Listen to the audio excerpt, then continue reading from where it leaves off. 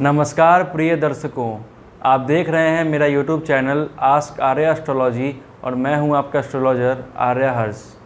आजकल हम रोज़ अलग अलग ग्रहों से बनने वाले राजयोगों के विषय में चर्चा कर रहे हैं और आज इसी क्रम में हम बात करेंगे सूर्य ग्रह से बनने वाले सभी राजयोगों के बारे में।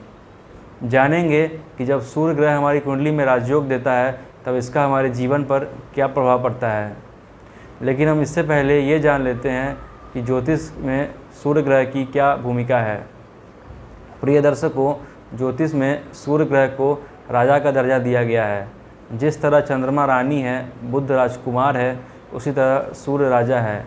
जिस जातक की कुंडली में सूर्य अच्छा होता है, ऐसे जातक को राजकीय सेवा, सरकार से लाभ अवश्य प्राप्त होता है। दोस्तों, सूर्य हमारे पिता का कारक होता है। कुंडली में अगर हमें पिता की स्थिति जाननी होती है तो हम सूर्य ग्रह का विचार करते हैं।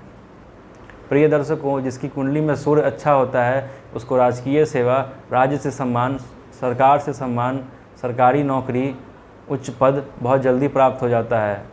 जिस भी जातक की कुंडली में सूर्य अच्छा होता है वह जातक बड़े बड़े कंपनी का सीईओ बनता है, बॉस बनता है, हेड बनता है और बहुत ऊंचे पद पर बहुत जल्दी पहुंच जाता है। अगर आपकी कुंडली में सूर्य अच्छा होगा तो आप बहुत जल्दी बहुत ऊंचाई तक पहुंच जाएंगे। आपके अंदर नेतृत्व का गुण होगा, आपके अंदर लीडरशिप क्वालिटी होगी, आप बहुत बहादुर होंगे, आप बहुत करेजियस होंगे, आप बहुत ब्रेव होंगे। आपके अंदर दूसरों से आगे निकलने की इच्छा होगी और आप किसी की बात नहीं सुनेंगे। आप हमेशा अपने एक अलग रुतबे में रहेंगे। हमारे शरीर में हमारा जो इम्यून सिस्टम है वो सूर्य से ही देखा जाता है, वो सूर्य से ही चलता है। उसके अलावा हमारे खून में हमारा जो वाइट ब्लड सेल है, WBC है, वो भी सूर्य से ही देखा जाता है। सूर्य हमारे हड्डियों का, हमारी आँखों का भी कारक होता है। सूर्य ग्रह से हम पेट का भी विचार करते हैं। सूर्य ग्रह को कुंडली में एक राशि मिली है। सूर्य ग्रह को सिंह राशि मिली है, 5 नंबर की राशि, जिसका स्वामी सूर्य होता है। सिंह राशि अग्नि तत्व की राशि है और सिंह राशि में ही सूर्य सर्वाधिक मजबूत होता है, यानी उच्च का होता है। सूर्य तुला राशि में नीच का होता है, मतलब सर्वाधिक कमज़ोर होता है।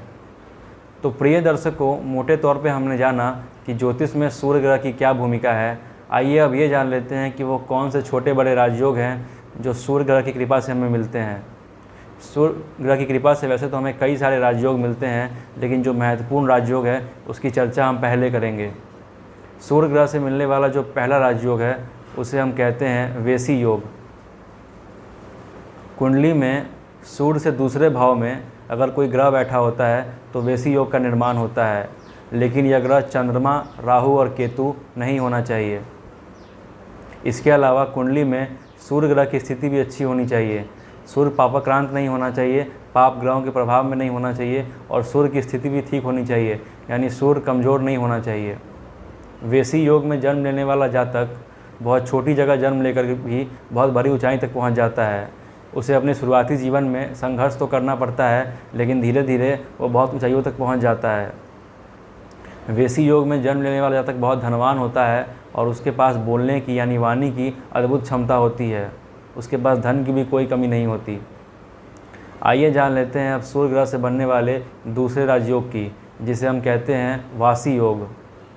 प्रिय दर्शकों, सूर्य से 12वें भाव में यदि कोई ग्रह बैठता है तो वाशी योग का निर्माण हो जाता है। वाशी योग में जन्म लेने वाला जातक अत्यंत धनवान होता है, वह अत्यंत बुद्धिमान होता है, उसके पास ज्ञान की भी कोई कमी नहीं होती। ऐसा देखा गया है कि वाशी योग में जन्म लेने वाला जातक खूब विदेश यात्राएं करता है। एक बात ध्यान रखने वाली ये है कि सूर्य से 12वें भाव में चंद्रमा, राहु और केतु नहीं होना चाहिए। इसके अलावा सूर्य भी पापाक्रांत नहीं होना चाहिए, पाप ग्रहों की दृष्टि में नहीं होना चाहिए और कुंडली में शुभ अवस्था में होना चाहिए। प्रिय दर्शकों, आइए अब जानते हैं सूर्य ग्रह से बनने वाले तीसरे राजयोग की। सूर्य ग्रह से बनने वाला जो तीसरा राजयोग है उसे हम कहते हैं उभयचारी योग। उभयचारी योग तब बनता है जब सूर्य से दूसरे घर में और सूर्य से 12वें घर में कोई ग्रह बैठा हो, यानी सूर्य के एक घर आगे और सूर्य के एक घर पीछे अगर कोई ग्रह बैठा हो तो उभयचारी योग का निर्माण होता है। लेकिन यह ग्रह चंद्रमा, राहु और केतु नहीं होना चाहिए। उभयचारी योग में जन्म लेने वाला जातक बहुत छोटी जगह जन्म लेकर ही बहुत ऊंचाई तक पहुंच जाता है। उसको समाज में खूब नाम और यश की प्राप्ति होती है और उसकी खूब ख्याति होती है। उभयचारी योग में जन्म लेने वाला जातक प्रशासन के क्षेत्र में और राजनीति के क्षेत्र में बहुत सफल होता है। तो प्रिय दर्शकों, हमने जाना कि सूर्य ग्रह से कौन कौन से राजयोग हमारी कुंडली में बनते हैं। अब हम ये जान लेते हैं कि वो कौन कौन से छोटे छोटे फ़ायदे हैं जो सूर्य ग्रह हमारे जीवन में प्रदान करता है। सूर्य ग्रह से बनने वाला जो चौथा राजयोग है उसे हम कहते हैं बुधादित्य योग। कुंडली में सूर्य और बुध की जब युक्ति हो जाती है तब एक बेहद ही शुभ योग का निर्माण होता है, जिसे हम कहते हैं बुधादित्य योग। यह योग दृष्टि से नहीं बनता। सूर्य और बुध का एक ही राशि में, एक ही भाव में युक्ति होना जरूरी है। अगर आपकी कुंडली में बुधादित्य योग होगा तो आप बेहद ही बुद्धिमान होंगे, धनवान होंगे और आप बहुत अच्छे बोलने में होंगे। बुधादित्य योग में जन्म लेने वाला जातक बहुत धनवान होता है। आप बहुत पराक्रमी होंगे। अब जान लेते हैं सूर्य ग्रह से बनने वाले एक और राजयोग के बारे में। प्रिय दर्शकों, सूर्य ग्रह से बनने वाला जो अगला राजयोग है वो स्थान से बनने वाला राजयोग है। जी हाँ दोस्तों, सूर्य कुंडली के 10वें भाव में बेहद मजबूत हो जाता है, क्योंकि वहाँ उसे दिग्बल प्राप्त होता है। दो ऐसे ग्रह हैं जो कुंडली के 10वें भाव में बेहद मजबूत माने गए हैं। पहला है मंगल और दूसरा है सूर्य। सूर्य जब कुंडली के 10वें भाव में बैठता है तब ऐसे जातक का कर्म क्षेत्र बहुत अच्छा हो जाता है। सूर्य जब कुंडली के 10वें भाव में बैठता है तब वहाँ उसे दिग्बल प्राप्त होता है।